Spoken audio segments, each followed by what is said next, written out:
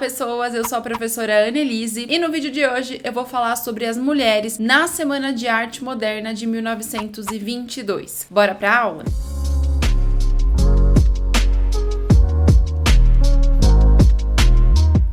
Antes de começar o nosso vídeo, eu tenho dois convites para você. O primeiro é se inscrever aqui no canal, ativar o sininho que tem aqui do lado para você receber todas as notificações. Então, assim que tiver vídeo novo, você vai receber uma notificação aí no seu celular. Para você não esquecer, tem vídeo novo toda quinta-feira às 7 horas da noite. E o segundo convite é propor para você que gosta do projeto do canal a ser um apoiador ou uma apoiadora. Lá no site do apoia-se/Prof. Annelise, você vai ver uma campanha do canal onde você vai apoiar esse projeto que é inteiramente independente, financiado por mim, mas você pode ser um apoiador entusiasta do canal. Você recebe a partir de R$5 um link para um grupo exclusivo do Telegram e também o link dos vídeos antes mesmo deles irem ao ar. Então fica aí esses dois convites para você. Semana passada aqui no canal eu fiz um vídeo sobre a Semana de Arte Moderna de 1922. O foco foi contextualizar e explicar um pouco mais sobre essa semana. Eu falei de forma geral, então se você quiser assistir o vídeo, depois que acabar esse vídeo aqui, você clica no card e deixa aí para assistir mais tarde. E eu prometi no final desse vídeo para vocês que eu traria um vídeo só sobre as mulheres e a participação das artistas mulheres durante essa semana. Então, vim aqui para falar um pouco sobre elas para vocês e, de certa forma, problematizar algumas questões importantes sobre a história da arte, sobre as mulheres na história da arte. No caso do modernismo, eu confesso para vocês que foi até difícil encontrar leituras e referências que não fossem apenas sobre a Anita Malfatti e a Tarsila do Amaral, que são mulheres já bastante conhecidas dentro da história da arte brasileira e quando se fala sobre a Semana de 22, mas eu queria trazer outras informações e outros dados. Então eu fui montando esse vídeo a partir das referências que eu fui encontrando e até pensando um pouco sobre essa invisibilidade de outras mulheres artistas nesse contexto. Ai, gente, em off, eu tenho uma gata aqui que ela me acompanha em todas as aulas, em todos os vídeos, então ela vai ficar aqui no vídeo enquanto eu falo, mas tá tudo bem, né, gente? Vocês não se importam, né? Então vamos lá. É até interessante pensar que no nosso caso da Semana de 22, a Tarsila, a Anita Malfatti tiveram um grande destaque, até no modernismo de forma geral. Depois eu vou falar de outras mulheres aqui, mas isso é bastante incomum na história da arte. Quando a gente pensa no modernismo em outros lugares do mundo, as mulheres muitas vezes são invisibilizadas e não são uma referência. E o Brasil é um caso bem diferente. É até interessante notar, no caso da Semana de 22, que o próprio Mário de Andrade, um dos grandes destaques do modernismo, vai mandar uma carta para Anita Malfatti dizendo que a arte moderna brasileira estava nas mãos das mulheres, que os homens já não estavam ali se destacando e sabendo muito bem o que fazer. Então, a partir até mesmo dessa fala, é interessante pensar em duas grandes artistas dessa semana, que são a Anita Malfatti e a Tarsila do Amaral. No caso da Anita Malfatti, eu falei sobre ela no vídeo anterior, mas só para retomar aqui, a gente sabe que a Anita fez uma exposição em 1917, que foi uma exposição que acabou causando, inclusive, a reunião de artistas e intelectuais do modernismo. Então, só para retomar, a Anita Malfatti, ela estuda tanto nos Estados Unidos quanto na Alemanha. Lá ela conhece algumas vanguardas artísticas e quando chega no Brasil, faz essa exposição em São Paulo. É uma exposição em que ela chama bastante a atenção dos artistas na época, mas que fica bastante, vamos dizer assim, divulgada por conta de uma crítica feita do Monteiro Lobato no jornal O Estado de São Paulo. É importante pensar em duas questões aqui, tá? A Anita Malfatti, ela estuda nos Estados Unidos e na Alemanha, que são lugares um pouco até pitorescos e diferentes para os artistas. Geralmente, a maioria dos intelectuais ia estudar na França, que era a grande referência artística e intelectual naquele momento. Então, isso já traz pra gente que ela tem algumas referências diferentes, né? Pensar também que, graças a essa crítica do Monteiro Lobato, é que outros artistas e intelectuais que se reconhecem como modernistas vão se juntar, se unir em torno dessa ideia comum e formar o que viria a ser depois a Semana de 22. Para quem não sabe desse cancelamento histórico do Monteiro Lobato, ele faz um artigo que ficou conhecido como Paranoia ou Mistificação, em que ele vai criticar a exposição da Anitta, mas não só no sentido de criticá-la pessoalmente como artista, mas de dizer que a Anitta havia se influenciado por essa arte moderna que para o Monteiro Lobato não fazia sentido, que não era algo que deveria ser construído na arte brasileira, deveria ser seguido dentro da arte brasileira. E é um artigo assim, que eu vou deixar o link aqui para vocês nas referências, mas muito forte, que bate mesmo nesse sentido na artista. E aí outros artistas da época, como de Cavalcante, o Oswald de Andrade, por exemplo, vão se unir, vamos dizer assim, defendendo a Anitta, não só escrevendo outros artigos, mas também se reunindo em torno de um ideal comum, que seriam essas vanguardas artísticas. E é a partir daí que a gente pensa na importância da Anitta Malfatti para a arte brasileira, porque sem imaginar, sem pensar, ela acaba fazendo uma junção dos modernistas brasileiros. Então, esse texto do Monteiro Lobato se torna um marco da crítica artística, vamos dizer assim, do Brasil, e ao mesmo tempo que essa exposição impulsiona o movimento modernista. Mas o que tinha de diferente, então, nessas obras da Anitta Malfatti? Ela vai vir com influências do expressionismo, do cubismo também, mas vai trazer outras temáticas para a arte, que eram temáticas, vamos dizer assim, não seguidas pelas mulheres geralmente, as mulheres principalmente da arte mais acadêmica do final do século XIX. Então vai ter até uma declaração da Anitta Malfatti que ela vai dizer que ela faz a sua arte pensando nos aspectos da vida brasileira. Então eu vou citar a Anitta Malfatti quando ela diz o seguinte sobre a obra dela: eu pinto aspectos da vida brasileira, aspectos da vida do povo. Procuro retratar os seus costumes, os seus usos, o seu ambiente.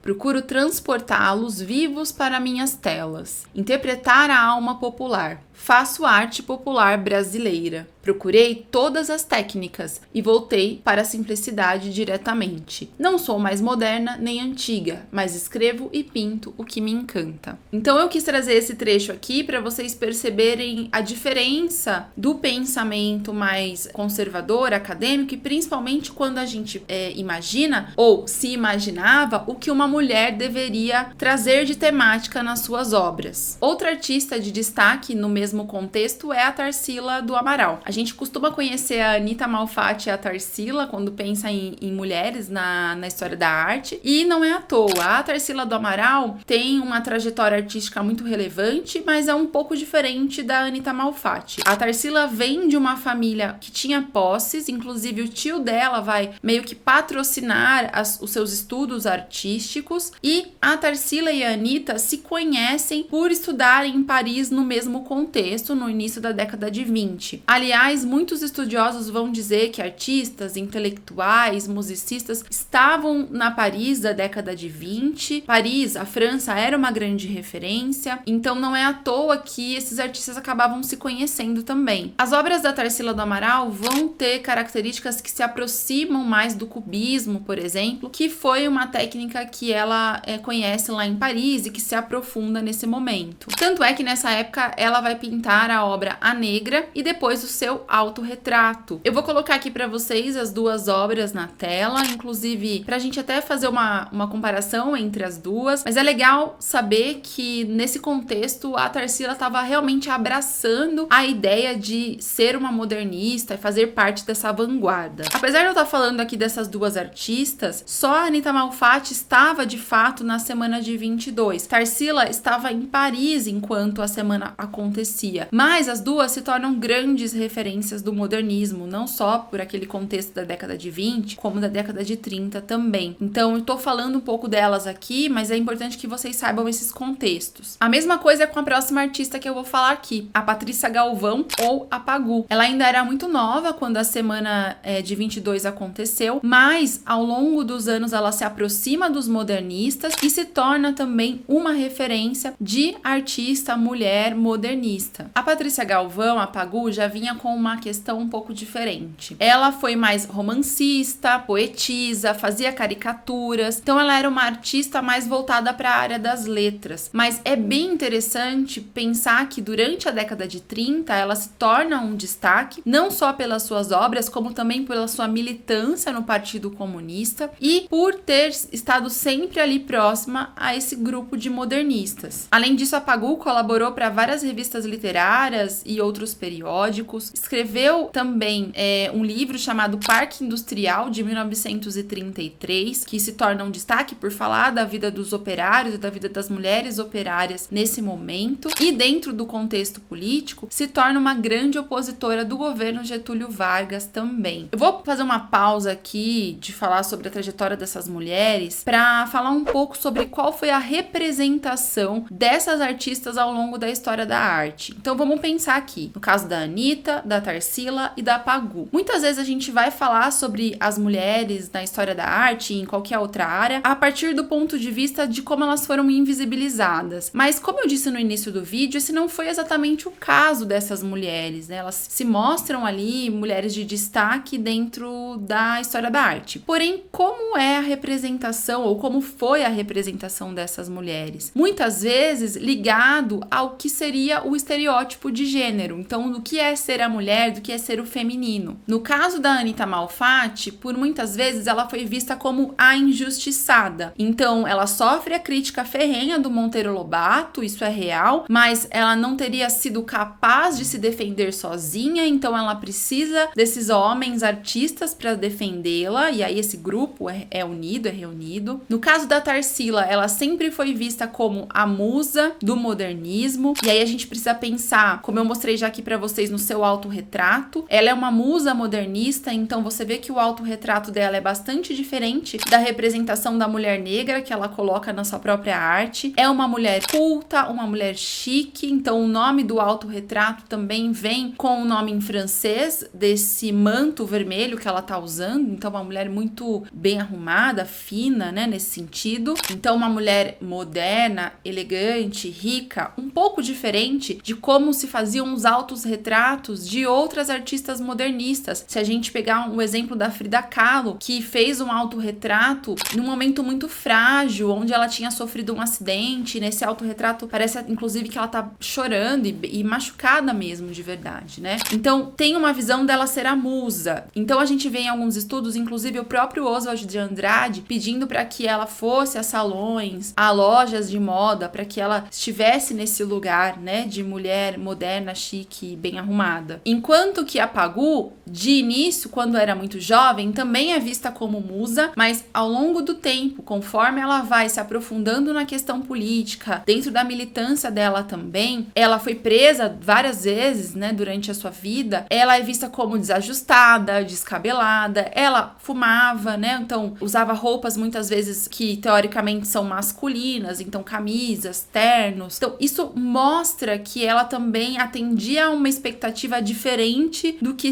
deveria como uma mulher, como uma artista mulher. E é claro que eu vou deixar aqui referências na descrição para vocês se aprofundarem sobre essa problematização que eu tô fazendo, mas é interessante a gente pensar que embora essas mulheres tivessem tido um destaque, muitas vezes elas são vistas como subalternas, como submissas, estando sempre ali ao lado do marido, do pai, do irmão, mas nunca sendo mulheres com uma autonomia intelectual, com um projeto artístico e intelectual próprio. Em outros vídeos aqui eu falei sobre artistas desse mesmo contexto, como de Cavalcante, que muitas vezes a gente tem toda uma ideia do seu projeto artístico e intelectual, referências muito boas, mas essas mulheres parecem muitas vezes ficarem de lado, ou até mesmo artistas que só tiveram prestígio naquele contexto de 22. É claro que o modernismo não só viveu de Anitta Malfatti, Tarsila e Pagou. Outras mulheres também se engajaram no modernismo, talvez foram invisibilizadas naquele seu contexto, mas que hoje tem a sua obra sendo estudada novamente. É o caso, por exemplo, da Regina Graz, da Antonieta Santos Freio, da Maria Pardos. Então são exemplos de artistas que vocês podem se aprofundar depois, pesquisarem, mas que também viveram esse contexto do modernismo. Para finalizar, eu vou deixar aqui só uma observação interessante que eu descobri pesquisando para fazer esse vídeo. Apesar de toda essa problematização que a gente tá falando e da invisibilidade de algumas artistas, é interessante quando a gente nota que dos 10 artistas mais caros do Brasil, pelo menos mais valorizados, né? Pelo menos 7 artistas são mulheres, incluindo a própria Tarsila do Amaral. Então, está aí a importância da gente falar sobre as mulheres dentro das artes, da intelectualidade brasileira. Então é isso, pessoal. Espero que vocês tenham gostado desse vídeo. Se você aprendeu algo de novo aqui, deixa nos comentários. Se você tem alguma sugestão de um outro vídeo sobre alguma artista específico ou alguma intelectual desse contexto, também coloca aqui, deixa nos comentários que eu vou gostar bastante. E até o próximo vídeo.